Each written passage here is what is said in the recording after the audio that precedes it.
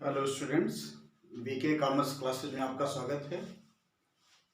आज हम चूँकि स्टूडेंट्स आपका एग्ज़ाम 28 जनवरी को शेड्यूल हुआ है, तो एग्ज़ाम में आने के लिए बिजनेस स्टैटिस्टिक्स का एक बड़ा ही इम्पॉर्टेंट टॉपिक ज़्यादा चांस होता है एग्ज़ाम में आएगा। एक टॉपिक होता है false base line. False base line ये एग्जाम में पूछा जाता है। कृत्रिम आधार रेखा क्या है? कृत्रिम आधार रेखा, फॉल्स बेस लाइन, ये एग्जाम में पूछा जाता है। आपको आज हम इस टॉपिक पे डिस्कशन करेंगे, बताएंगे फॉल्स बेस लाइन क्या होती है। आप जब स्टैटिस्टिकल डेटा को ग्राफिकल प्रेजेंटेशन करते हैं, जो हम डेटा कलेक्ट करके हमारे पास होता है, उसको अगर ग्राफ के फॉर्म में प्रेजेंट करते हैं, तो उस ग्राफ को बनाते समय आपको ये फॉल्स बेस लाइन का रेफरेंस आ सकता है। फॉल्स बेस लाइन क्या होता है, पहले आपको हम ग्राफ पेपर की कुछ बेसिक चीजें बताते हैं। ग्राफ पर इसे अगर आपको किसी डेटा को प्लॉट करना हो तो ग्राफ पर कैसे प्रेजेंट करते हैं ये बताते हैं। आप जानते हैं ग्राफ पेपर में ओ एक्स एक्सिस होता है और ये ओ वाई एक्सिस होता है। और ग्राफ पेपर में छोटे छोटे कॉलम बने होते हैं। पहले बात तो एक एक सेंटीमीटर का कॉलम बना होता है, और फिर उस एक एक कॉलम में छोटे छोटे 10 कॉलम बने होते हैं, और एक एक मिलीमीटर के कॉलम होते हैं। तो अब आप ध्यान दीजिए, ऐसे ही 3, 4, 5, 6, 7, 8, ऐसे जहां तक आपके पास जितना बड़ा ग्राफ पेपर हो आपके पास। तो अब आपको बताते हैं, ग्राफ पेपर पर डेटा को प्रेजेंट करने के लिए आपको एक स्केल मानना पड़ता है। और आपको एक एग्जांपल दे करके डायरेक्ट हम बता रहे हैं आपको। एक एग्जांपल आपके सामने है, मान लीजिए इसको आप ग्राफ पेपर पर दिखाना है। एक ईयर है और इंडेक्स नंबर है। ईयर 1990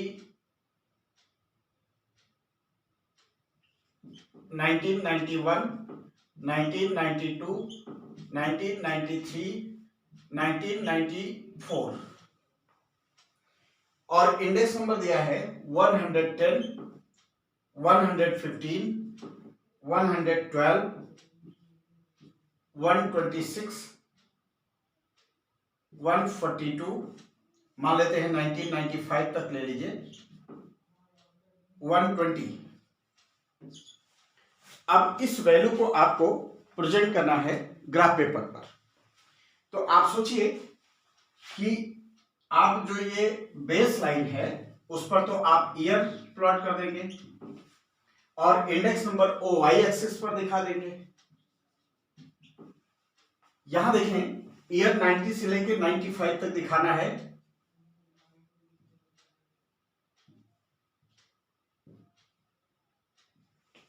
नाइनटीन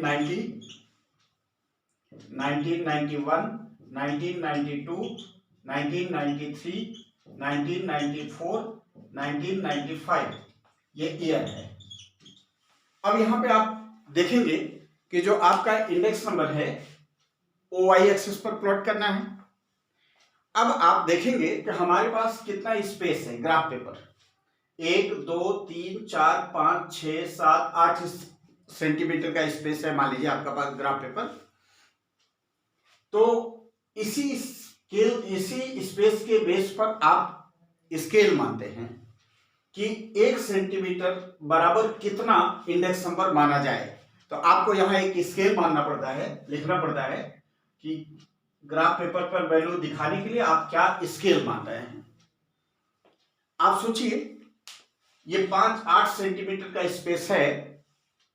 आपको अगर इसमें देखें सबसे लोएस्ट नंबर 112 है और सबसे हाईएस्ट नंबर 142 है।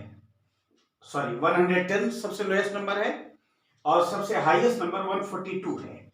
इसी के बीच के सारे नंबर आपको इस ग्राफ पेपर पर दिखाना है। तो आप मान लीजिए 8 सेंटीमीटर पर 142, 8 सेंटीमीटर स्पेस है, 142, 8 में कोई जरूरी नहीं पूरा 8 लीजिए, 5 सेंटीमीटर में भी आप दिखा सकते हैं, 6 पे भी दिखा सकते हैं। मान लेते हैं हम 7 सेंटीमीटर, 6 सेंटीमीटर, 8 सेंटीमीटर पर दिखाना है। तो अगर 142 को 8 सेंटीमीटर पर दिखाना है आपको, तो आपको स्केल क्या मानना पड़ेगा। ऐसे देखिए, अगर 8 मान लें, 18, तो लगभग ये 18 एग्जैक्ट नहीं है, तो 1 सेंटीमीटर बराबर 20 आपको स्केल मानना पड़ेगा लगभग। अगर आप इस पे 20 माने तो ये 40 होगा, 60, 80, 100, 120, 140 और ये 160। अब आप देखेंगे 1990 में 110 आपको वैल्यू दिखानी है, तो 110 कहां से आएगा। आप देखिए ये 100 है, ये 120 है, तो आप चूंकि देख रहे हैं कि 1 सेंटीमीटर इज इक्वल टू माने हैं 20, तो अगर आप 110 दिखाना है तो 5.5 सेंटीमीटर यहां देखें इस पे आएगा वैल्यू। ये आपका पॉइंट मिला। फिर 191 में देखें तो 115 है। 115 कहां प्लॉट करेंगे, 120 और 110 के बीच में, ये हो गया। फिर 112 कहां शो करेंगे, 100, 110 उससे थोड़ा सा ऊपर। तो आप अगर देख रहे हैं एक प्रॉब्लम आ रही, अभी ऐसे ही भी दिखाते चले, तो आपका ये जो सारे नंबर है ना ऐसे ही कर्व बन रहे हैं। मतलब ये जो कर्व बन रहा है थोड़ा सा ऊपर भी जा सकता है, मतलब बहुत कम फ्लक्चुएशन पे बन रहा है क्योंकि आपने स्केल ऐसा माना है। अच्छा, अब स्केल मानने का मान लीजिए पैरामीटर आप चेंज कर देते हैं।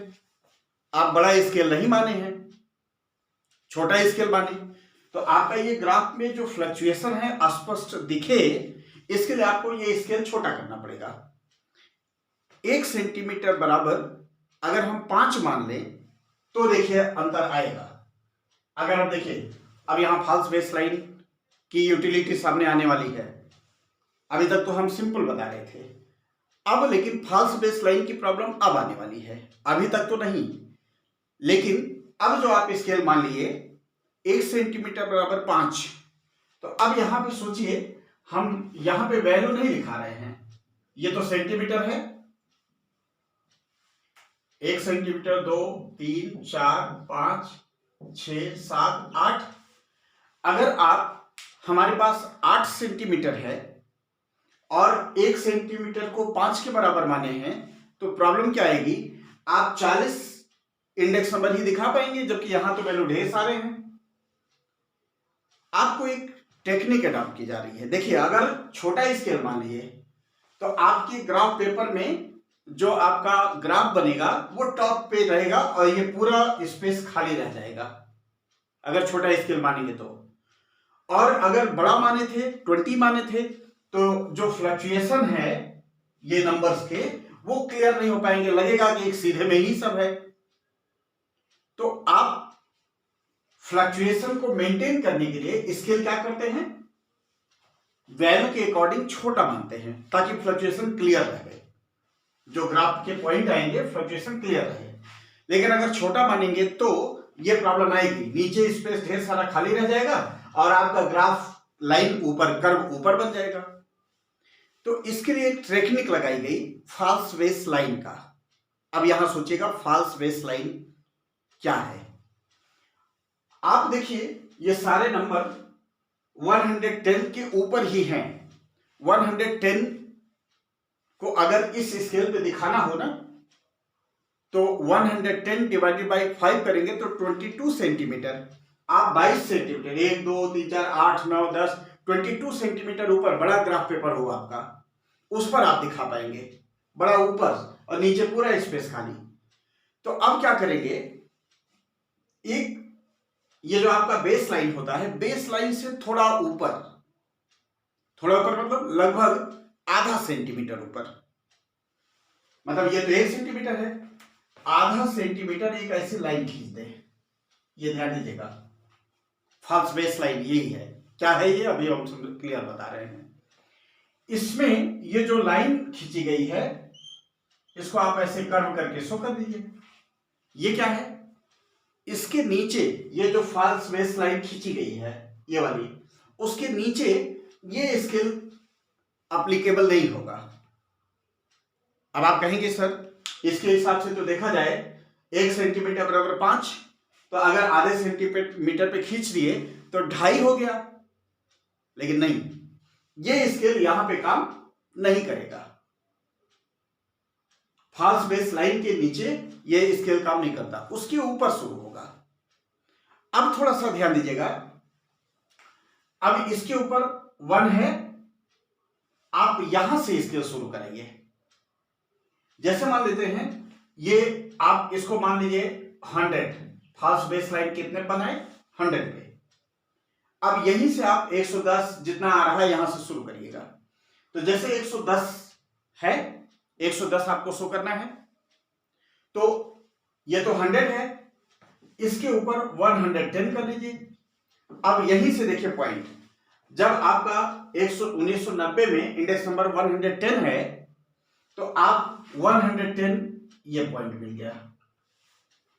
1991 में 115 है, तो अब आप सोचिएगा अगर यहां 110 है तो 115 5 को बढ़ाने के लिए हमें 1 सेंटीमीटर ऊपर जाना पड़ेगा। 110 है और आपको चाहिए कितना 115, 5 इंडेक्स बढ़ा हुआ है, तो 5 इंडेक्स कब बढ़ेगा, जब 1 सेंटीमीटर ऊपर जाए। तो यहां पे इस वाले पे जो 1 सेंटीमीटर था इस पे तो 110 प्लॉट हो गया, और इस पे 1 सेंटीमीटर और 5 ये हो जाएगा 115, 110, 115।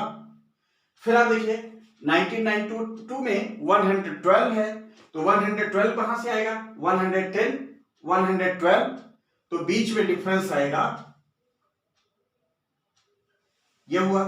फिर आगे देखिए 1993 में 126 कहां से आएगा, ये 110, 15, 20, 25 के ऊपर 126 आएगा। ये देखिए इससे ऊपर देखिए यहां पे 110 से शुरू हुआ, 3 पे 15 वैल्यू बढ़ गई, 125 हो गया, इससे थोड़ा ऊपर 126।